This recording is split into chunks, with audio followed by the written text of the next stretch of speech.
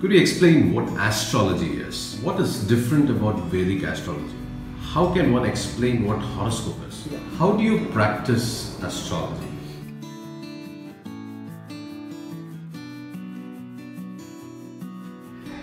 This is the mystical vlog series that we are starting, wherein you'll get to see different kind of experiences and teaching which is normally not seen or heard of or not spoken out with. And today we meet Kannan. He's a practicing Vedic astrologer. Let's try to understand what Vedic astrology is, what he does, and how he comes up with solutions. So here we are with Mr. Kannan, and he's going to tell us all about Vedic astrology. Could you explain what astrology is? Anything predictive is generally referred to as astrology. But technically speaking, astro is something, the root of the word is connected to the astrological beings or the planets. So astrology can best be described as an interpretation of life based on the planetary positions. What is different about Vedic astrology? Vedic astrology is the Indian astrology. It is perhaps the most ancient. Vedic astrology is based on a geocentric chart, and it is based on the basic Vedic concepts of karma. It is something which interprets your life in a very long-standing spectrum, which starts from your karmic predisposition, from your previous births, what has led you on to your current status, and it also gives you such inputs to better them or to worsen them as per your choice, to lead you onto your goals in this life and lives thereafter, leading unto salvation. Now the tool for you to work on is the horoscope. How can one explain what horoscope is? A horoscope is the planetary position at the instant of your birth. So it is again regarded as, best explained as a closing balance of your previous birth karma or an opening balance to this birth. Because planets, they are indicators. Planets, they are not the cause of your problems.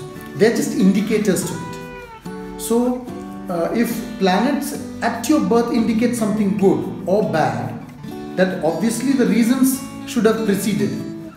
Thereby the hypothesis that we are not talking about only one birth, life is a continuum, and this is a horoscope is you're taking stock of that particular moment of your birth. So if I were to say that in the previous birth, if the trial balance is correct, the profit and loss is carried on to your current. Yes, absolutely. If I say you have a very long life or you live up to 90 years as per your chart, it just means that you have qualified for an opening balance of 90 years in your current life by virtue of your previous lives. How do you define this? Is it a science? Is it a way No, of science life? is, again, see, when we go into such a discussion, you should be, if you can call political science, if you can call sociology, if you can call psychology a science, then astrology can be a science much before that.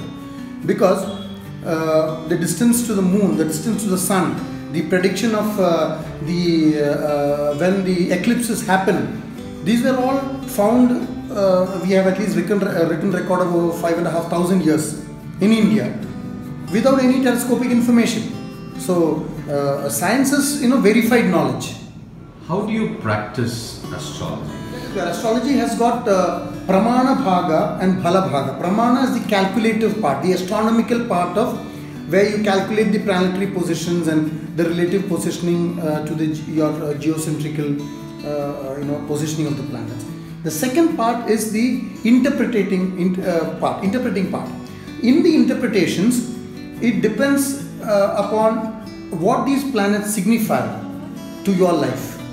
That is the practicing astrologer's job. So you see the planetary predispositions which correlate to these or which have these attributes of the problems which the person mentions, and there you try to decipher the karmic predisposition for such a happening and find suggest a remedy there. Could you just explain as to what? This is a wooden board made of jack. It's a single board made of jackfruit tree wood. Okay. and this is the only wood which is used for this kind of purpose. Okay. And these are shells. Okay. This is 108 of these shells to do certain calculations. Okay. You have to use 321 shells for big astronomical calculations, but for a practicing as astrologer, like you call a practicing physician, let's say, 108 of this is enough.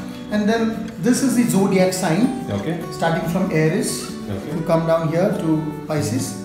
And I'm just using the name of the signs. All right. When I say Aries, I don't mean the sun sign Aries, I only mean the sign Aries. Okay. And here you have, these are our the gurus and the different planets, the different godheads which the astrologer bows to, which includes guru and many other deities which the astrologer daily bows to, prays to before he starts his day. Okay. And these are the 9 planets and the ascending and descending node of the moon as well, which are placed as per the present planetary positioning. It's a transit chart. Okay. It is a transit chart for this place at this moment. Okay. So this is used when a person doesn't have a horoscope. When somebody asks a random question, you interpret it based on the current chart. Can you tell us what should a layman ask an astrologer to get the solution for himself? Now, a person may come with an obvious problem. If he's been troubled with a stomach ache for past 6 years and he's been meeting 20 doctors and he can't find out, and even the doctors can't find out what it is, they may come for a third eye into it. So if you have a compulsive problem, then an impending issue, you can ask it, irrespective of relevance, as it may seem to another person. Number 2, people can come and get a gauge of your strengths and weaknesses. Like I said, it's a statement of your predisposition for things. What am I good at? If a person has a very strong Venus, he may do good at an arts college, so than a technical college, in a very broad sense. Okay. So this may help, to plan your life.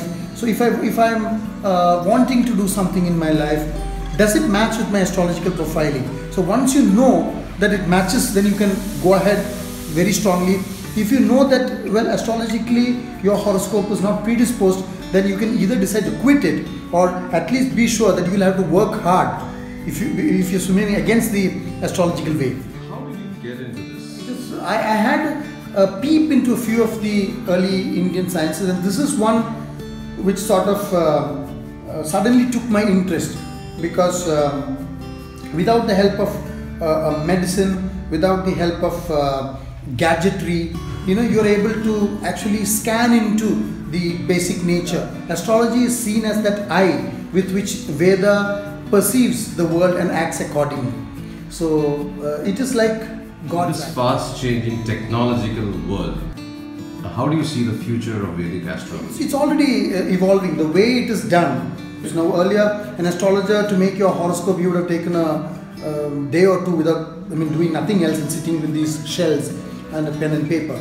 Now you have an app where you can, give your birth coordinates, and you have a chart ready in a flash of a second. But of course, the astrologer's job is to interpret that and convey. Now even that has become digital. Now I'm speaking to all of you through a camera.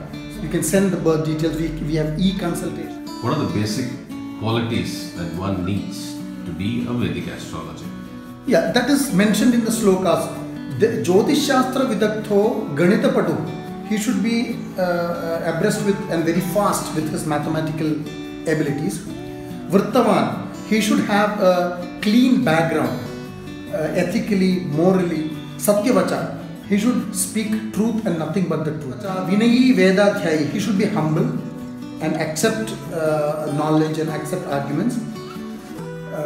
Vedadhyayi, he should have knowledge about the other sciences as well. So an astrologer should be able to guide the asker or the seeker to the right. Thank you so much for this wonderful insight into Vedic astrology. So that was Vedic astrology for you. A different perspective, a different insight into a science which has got a history of 5,000 plus years. Practiced even today with great fan following and very little information out there. My idea of doing this vlog on Vedic astrology was to give you an insight as to what it is.